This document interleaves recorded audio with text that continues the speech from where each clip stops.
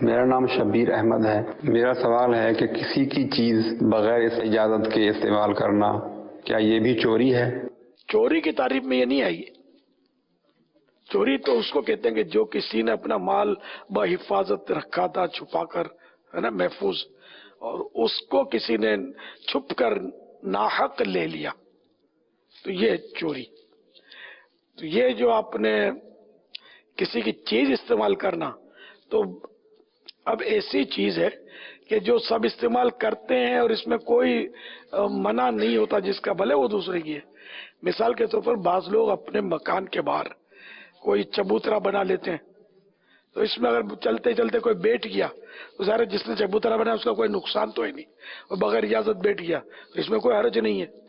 اسی طرح درخت کسی نے لگا رکھا ہے اپنے مکان کے باہر، دھوپ ہے، اس کے سائے میں کوئی بیٹھ گیا تو ہے تو کسی کا درخت، لیکن اس میں بھی کوئی حرج نہیں کہ اس کا نقصان نہیں ہے اس میں کسی طرح کا۔